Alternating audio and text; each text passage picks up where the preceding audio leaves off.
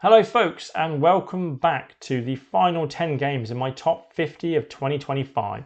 These are my 10 favourite games that I've played between January 1st and now. I hope you're excited. I'm excited. Let's find out what they are. And starting us off at number 10 is Millefiore, a game we took a punt on a few years ago. It has remained a firm favourite ever since. It's basically point salad, point salad, point salad. You are drafting cards and then using those cards to place your little coloured plastic diamonds on the board in one of the 5 different areas, trying to score as many points as you can, but more importantly, trying to get extra turns out of your actions. Yeah, it's all about just chaining turns together to really get those high scores. And one thing I love about this game, scores, I've never seen scores fluctuate so wildly as I have in this game. You could be 100 points ahead on one turn, 3 turns later, an opponent could be 100 points ahead of you. I've just never seen the lead change so much in a game like this. So you never know who's going to win until right at the end. It plays pretty good at 2-player, but we did buy the Masterworks expansion, which just adds another board and adds some other little card modules into the game. There's a kind of a set collection bit, and there's something else that just helps you climb certain tracks and flick the first player token around a bit more. It just makes it more fun at 2-player, I think. But yeah, Millefiore is just a bright, colourful, point salad game. And at number 9, we have Carcassonne, the final evergreen game in my list. I have loved this game ever since my first play back in 2020. It's the 25th anniversary this year. It's had a nice facelift with new artwork on the boxes. We are a little bit behind on the expansions. We've only added the 3rd expansion to our game so far. It's doubled our playtime, I will say that. Our games used to be half an hour long, but they're a lot heavier now with all the stuff we're chucking into it. But it's just such a nice game. It's just, well, I say that, but I will steal your cities if you play with me. I just want to put that up front now. I'm one of those players. Even if it's at the detriment of my own game and my own score, I will probably steal your city. My wife has countered that by chucking cathedral tiles my way. But yeah, it's just a nice simple game. Pick up a tile, where you're going to place it. It's a classic for a reason. And if you haven't played Carcassonne yet, where have you been?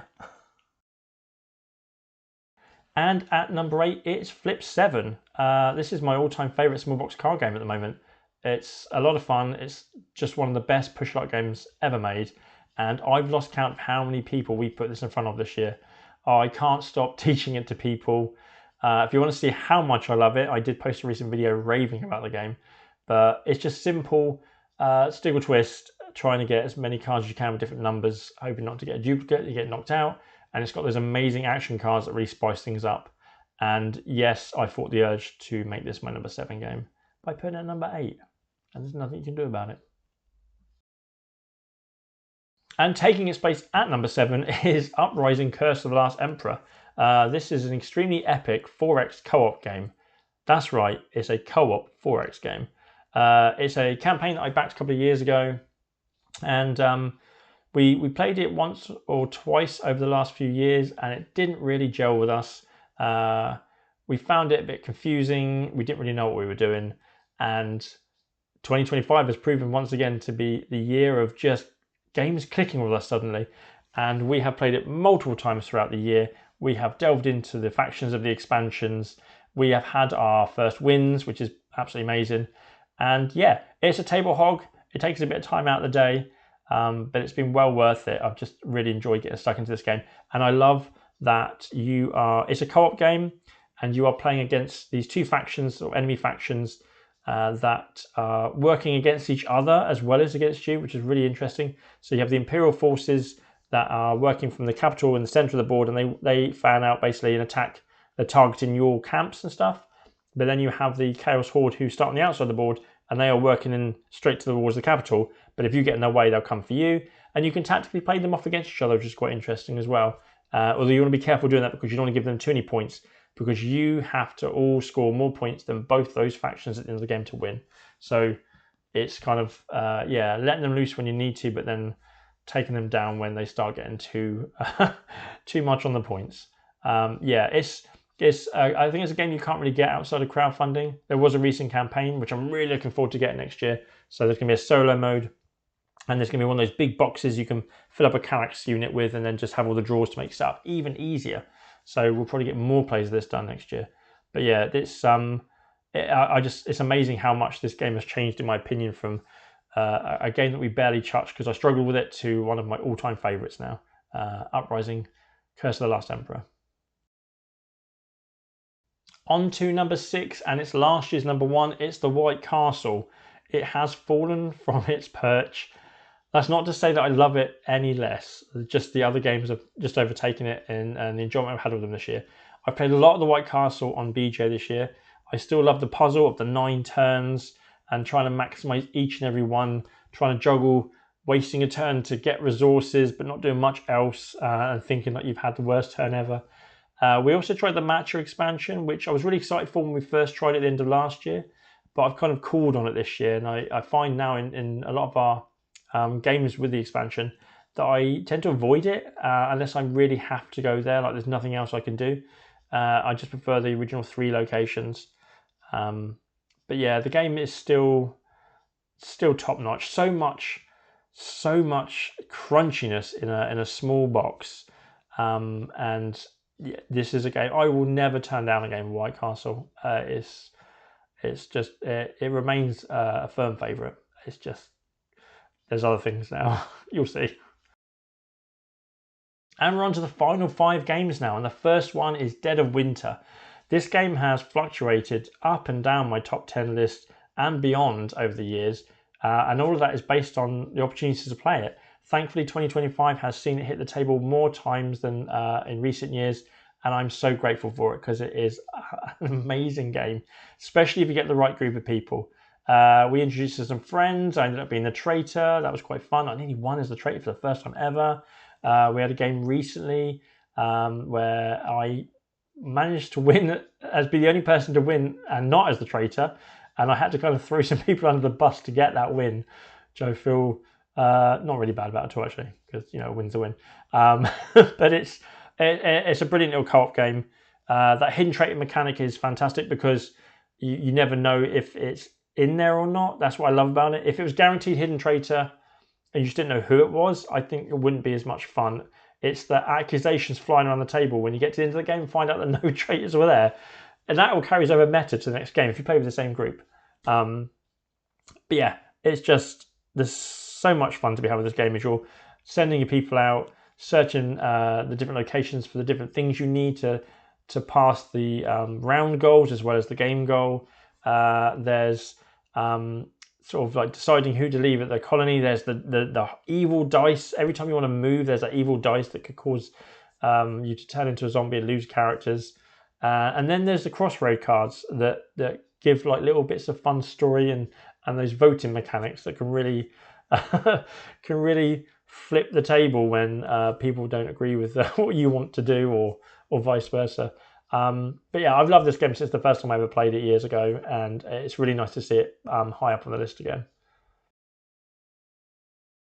On to number 4, and it's the Castles of Burgundy, a game that has sat in my top 10 for a few years now. I don't think it'll ever leave my top 10. It's just a really fun tile drafting game that's crunchy but not overly complex, and it's okay, let's talk about it. The deluxe version, it's just, there's something special about it. So I backed this because I thought, we love the game so much, wouldn't it be nice if we have a fancy version to bring out from time to time, maybe on special occasions like birthdays and Christmas. And since that thing arrived at the beginning of the year, that's the only version we played. I don't care about the extra setup time. It is a bit fiddly to get out of the box sometimes. And this year, and just recently we tried the Vineyards expansion, which I really like, but that's even further into the box to get out, so it's more work to set that up. But I really want to play it with that again. That expansion is a lot of fun, and I believe that expansion was new to the deluxe version. Yeah, we'll be doing that more often. But the game is just brilliant. It's we all have our strategies. My wife goes in on the animal tiles more. I'm more about the boats for some reason. I can't stop doing that. Maybe it's because they're blue. I don't know. And then there's that like fun little battle over who can get the roll the dice to get the mines first and get the castles first to screw the other people over. Getting the best monasteries, forgetting that you need to score points at the end of the game. I love everything about the Castle of Burgundy. I think it's a masterpiece of a game. And yeah, like I said, I don't think it's ever leave my top 10. In at third place, taking that bronze medal, is Final Girl. It's my all-time favourite solo game. It has been for a while. I've got Series 1 to 3 behind me there. I didn't get to play it enough this year as I would have liked. My studies have kind of kept me from solo gaming as much as I normally enjoy in the year. And I only really got to play it when I did my October playthrough for Halloween, where I did a different feature every other day. But yeah, it's just such a fun game. I like the routine of coming out here, setting up the mat and the deluxe components and getting stuck in, refreshing myself on the rules, and then losing horribly, as is always the case. It comes with a nice amount of variability, even for someone like me that doesn't mix and match the killers and locations. I've still got 16 different killers, 16 different locations, and 32 different final girls to play. Yeah, it's just a fun little puzzle that I like to get stuck into, and I love the theme. I love all the homages to the genre itself. Sure, there are some features I prefer more than others. I found that Series 3 was the features were getting a bit more complex, whereas you can go back to sort of Series 1 and they're quite smooth running, especially Hans the Butcher with no extra rules. He's the sort of the baseline that everything else is judged against. But yeah, I can't see Final Girl leaving my collection or leaving my top 10 anytime soon. And at number 2, taking silver, is Boon Lake. This is the highest new entry on the list. This was a game that we loved from the offset. Like, we played it 4 times in the first week. We've played it so much since. And it's the Pfister game that replaced the other Pfister game, because if you look at the list, Great Western Trail has disappeared. This has taken it over. I love the puzzle of the game. I love the way that the cards work. I love the action selection, where you have this board and you take a tile from it, and however high up that is donates how far your boat moves on the river, which is the game timer. But then the actions then move down to the bottom of the board, so then the next player can't take it or can take it with a penalty, and it will slowly come back up to the top again. It's just it's fantastic. The board where you put the tiles out, you put the cows down, the buildings down. There's so much going on in this game. It's a sweet little puzzle that we can't get enough of. And we played it at 2, we played it at 4. 4 was a lot longer, but it was also different because the board got busier in different ways, and so it made your tile placement and your meeple placement a lot different. But yeah, it's just, there's so much good about this game, and I can't believe I waited so long to try it. Yeah, that's a definite firm favourite for this year. And that leaves us with number 1. The gold medal goes to Arkham Horror, the living card game. This never has a game jumped so high on my top 50s as this one. It only entered my top 50 last year, and it shot up 46 places to take number 1 this year.